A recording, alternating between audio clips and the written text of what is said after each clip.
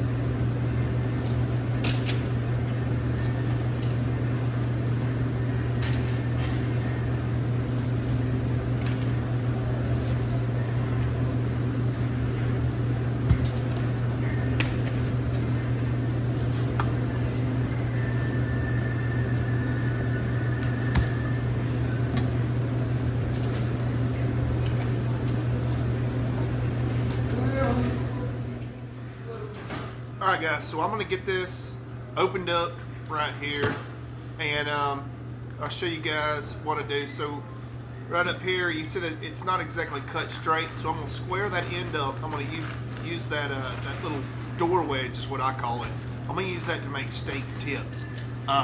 In this particular market, with this particular company, I shouldn't say in the market, it's the entire company. They want most of the fat trimmed off of everything. So I try to keep as much fat as possible, but if you do, you can get yourself into some trouble, which sometimes I'll try to sneak a little extra fat on there. The customers like the fat. I personally like the fat, you know, but they're all about image. So you'll see right here, cutting that door wedge off to make it relatively straight. Save this for tips, and saving that for tips. I always start off on a good square edge. Yep. So we're gonna rock on, make some steaks, and you'll see how we tray them up. But I actually just got back into this. I've done this for like 10 years, and I took about 3 years off. And that right there is how we are taught at this company to cut a New York strip. And in their eyes, that's a perfect New York strip, which I think it looks beautiful. Personally, we sell the fire out of them.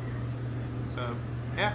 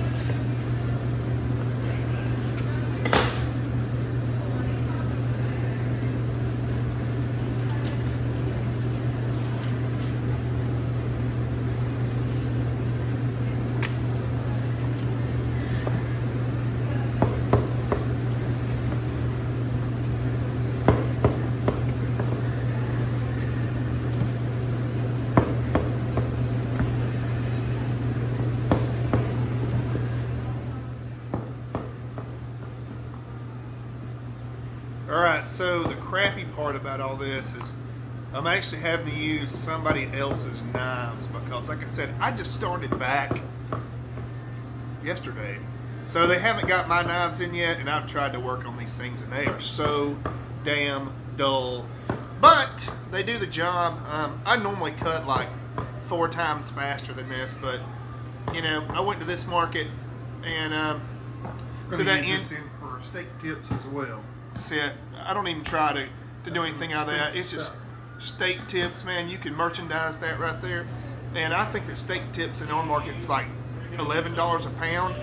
They're not on sale, but the New York strips are on sale, I think, for like 7 something. So you're making a lot more money off of steak tips. It's smarter to do. See, I'm gonna square these up. Now, normally I wouldn't cut that much. You know, I have worked at stores where you don't cut nearly this much fat off of them. But if you don't cut that fat off of them, they're gonna send them back. The wrappers are gonna send them back. They're gonna be like, no, cut more fat off. Cut more fat off. When I buy a steak, though, I like a little fat on it. What do you guys think? So that one right there, I cut a little bit too much off. I don't like to scalp it like that. I screwed up on that. But they all did finish up well. I look at it this way: if the customer wants the fat cut off, they'll tell you. They're gonna buy it regardless. And they might say, hey, you mind trimming a little bit of this fat off? Here's the thing: they're gonna be buying it at the price it was weighed up with the fat on it. So if you trim it off and put it in the steak, you just made a little bit of a profit. But yeah, let's see how we do on throughout.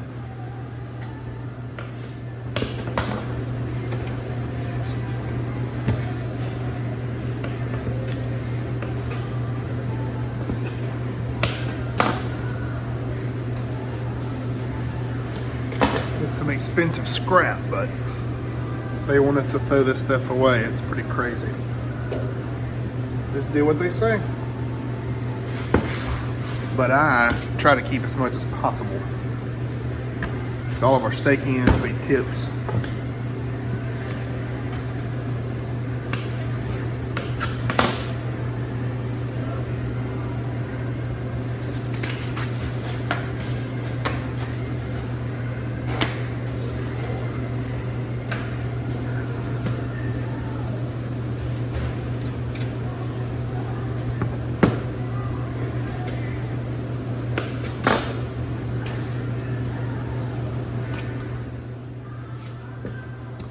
So I'm actually filming all this kind of in secret, so I'm not going to disclose where I'm at.